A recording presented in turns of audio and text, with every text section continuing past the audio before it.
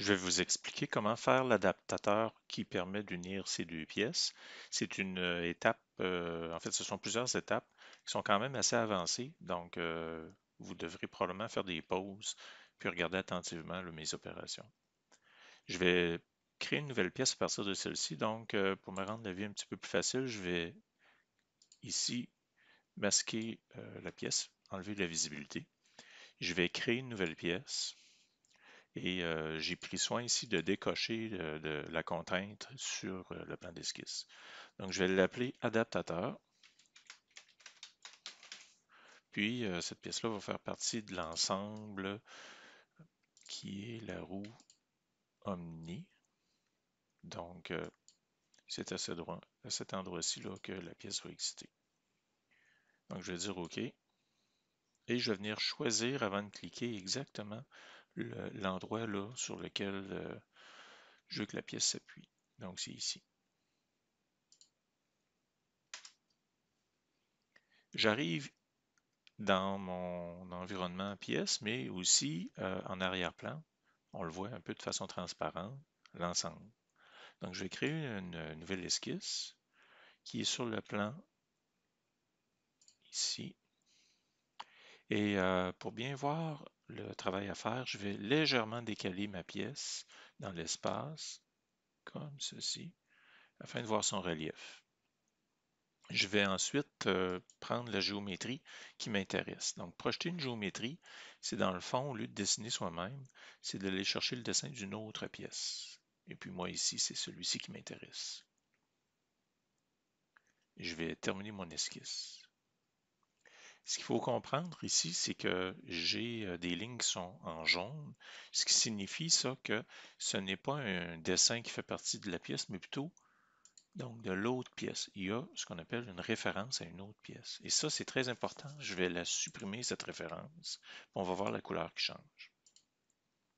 Donc, lorsque je retourne après avoir supprimé la référence à l'esquisse, je constate que mes lignes sont vertes, comme si je les avais dessinées moi-même.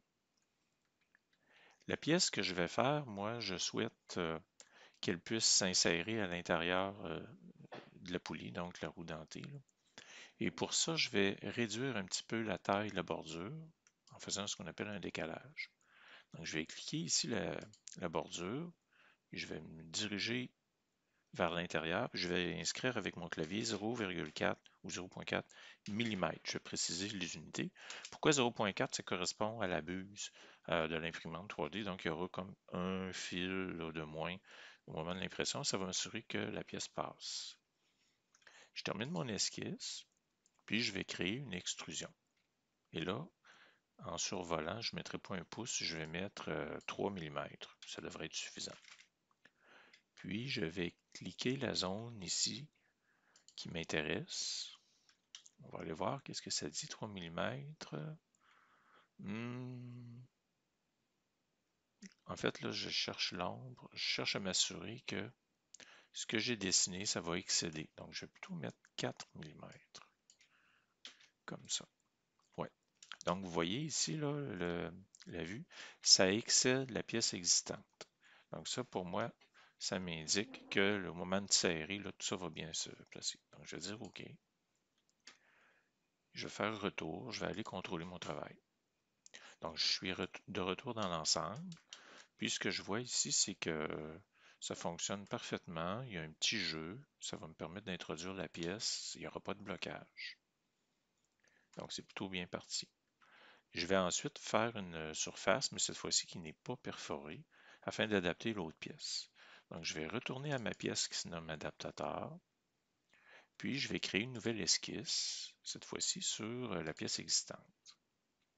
La géométrie qui m'intéresse, c'est quoi? Ce sont, dans le fond, les trous, ici.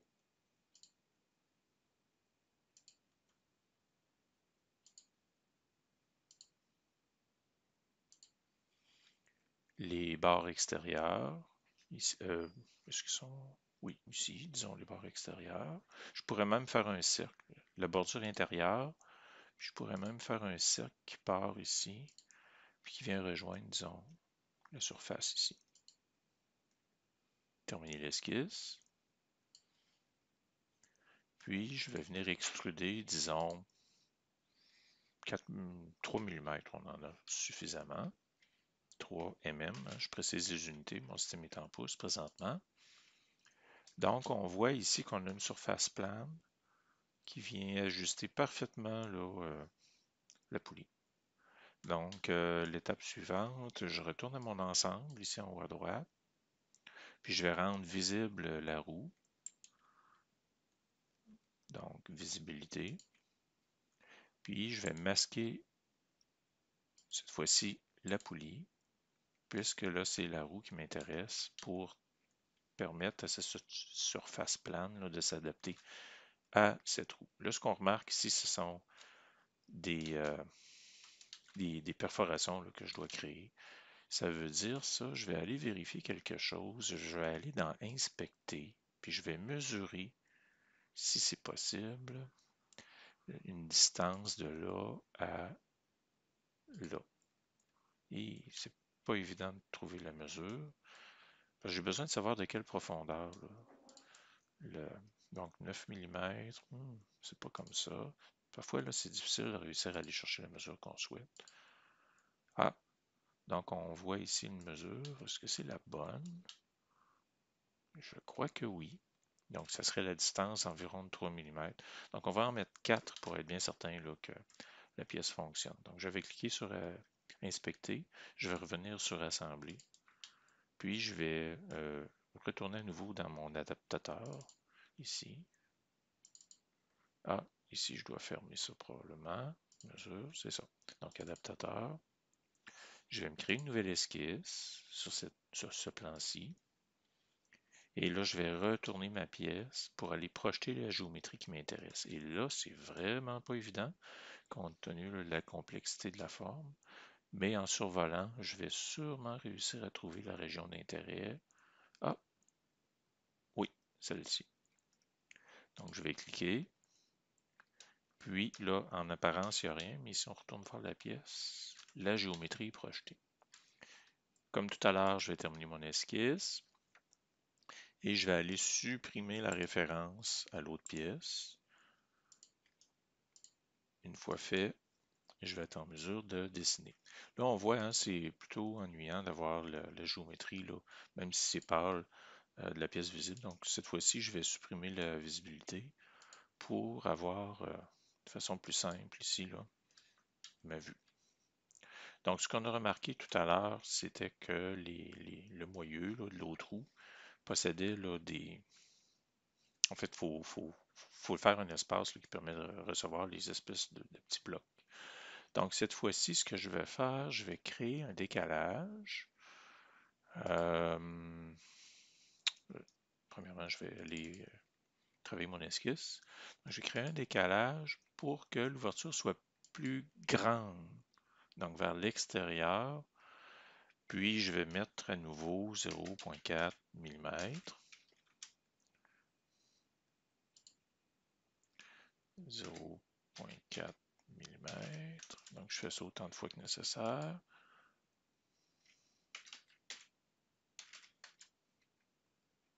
Là, vous me direz, il n'y en avait que 3, là, mais j'en fais partout. Comme ça, je n'aurai pas de contrainte au niveau de l'assemblage. Oh! CTRL Z, j'oublie mes unités.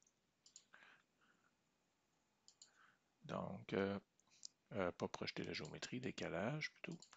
Donc, 0,4 mm.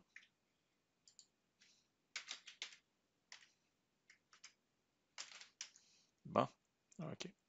Les trous sont plus petits, donc ce que je vais faire, je vais supprimer ici les lignes existantes.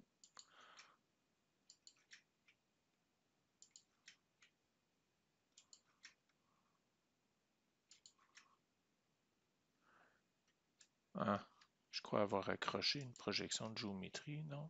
OK, c'est bon. Donc, les trous étant plus petits, là maintenant, mes trous vont avoir la bonne longueur, le bon diamètre, pardon. Puis, la bordure extérieure, je crains que ça ne puisse pas s'introduire dans la roue. Donc, à nouveau, je vais faire 0,4 mm vers l'intérieur. Oups, mauvaise encore action, je n'ai pas marqué mes unités. 0,4 mm. OK, je crois que c'est bon. Donc, je vais terminer mon esquisse, puis je vais tenter d'extruder la zone. Donc, on voit très bien ici, les trous, ça passe.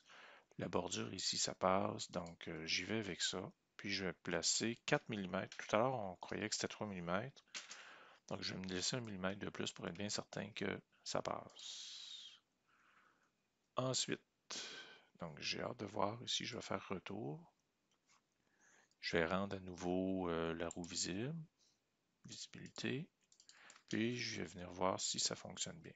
Donc, pour ça, ce que je dois faire, évidemment, je vais créer mes contraintes d'axe, si m'en assurer, c'est beau, c'est beau. Puis je vais dire que je veux que cette surface-ci touche à celle-là, comme ça.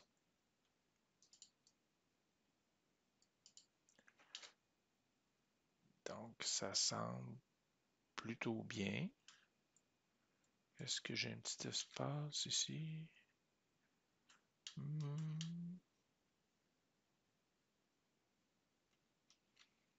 Ça semble être bon. Je vérifie à nouveau. Puis je reviens.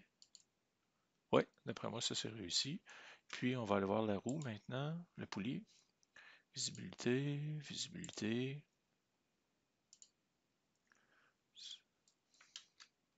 Puis je vais plaquer la poulie. Donc ça ici sur ça ici. Ouais, donc c'est réussi. C'est comme ça que vous allez pouvoir faire la pièce. Bon, pour terminer votre travail, évidemment, vous allez placer vos roulements à billes. Puis placer aussi l'écrou. Puis vous allez terminer votre ensemble de cette façon. Donc laissez-vous quand même des libertés de mouvement puisque vous allez avoir à faire des plaques là, pour tenir tout ça dans l'espace. Le roulement à billes est à retourner. Donc, on pourrait dire que, par exemple, ça ici contre ça, ça vient de le retourner. Puis, l'axe sur l'axe. Bon. Donc, on a un ensemble réussi. Ce qui nous manque, dans le fond, c'est l'impression 3D de la pièce que j'ai nommée adaptateur. Donc, je vais enregistrer mon ensemble. Puis, je vais aller ouvrir la pièce qui porte ce nom-là. Donc, adaptateur, j'ai mis 2A, mais bon. Puis, je vais dire environnement impression 3D. J'ai un message à cause du système d'unité, mais il n'y a pas de souci. Puis, je choisirai plutôt la surface qui est ici, donc l'orientation de ce côté-là. Donc, vous voyez, la pièce s'est retournée. Je fais mon fichier STL, puis je suis prêt à l'envoyer à l'impression 3D. Donc, c'est la tâche, je crois, la plus exigeante là, qui est devant vous. Puis, je vous souhaite la réussite. Donc, à bientôt.